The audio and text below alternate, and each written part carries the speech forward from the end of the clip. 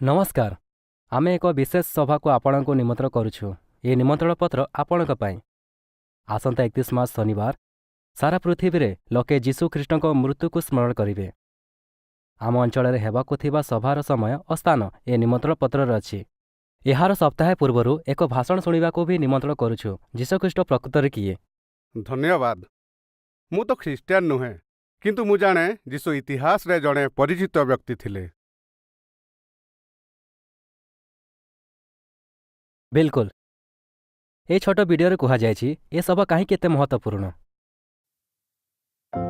एपरी एक पृथ्वीर कल्पना करंतु जेउठी संपूर्ण शांति थिबो, कोनोसी दुख कष्ट नथिबो, समस्तंक पई प्रचुर खाद्य थिबो एवं समस्ते उत्तम स्वास्थ्य रे जीवनर आनंद नेउथिबे।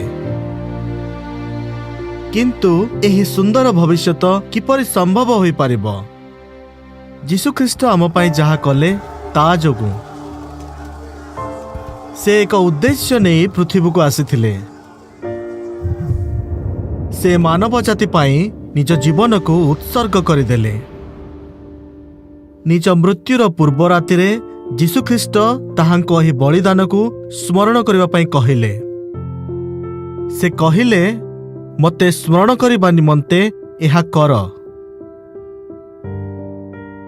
ताहांक मृत्युर वार्षिक स्मारक समारोह को पालन करबा पाई सारा पृथ्वी रे लोके एकत्रित हेबे।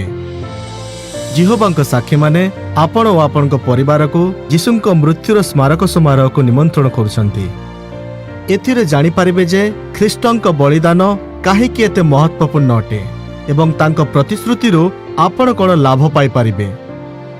आपणक निकटस्थ ठिकाना जानिबा पाई जिहोबांक साक्षींक ठारो एक निमंत्रण पत्र ग्रहण करंतु किंबा jw.org वेबसाइट रे थिबा मंडलीर सभा खोजंतु फॉर्म को पूर्ण करंतु।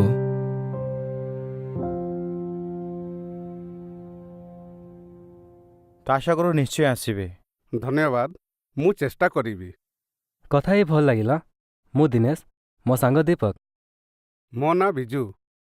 आरथर को बाइबल देखिबा जीशु काहे निज जीवन देले। आपण ए समय घरे थांते कि?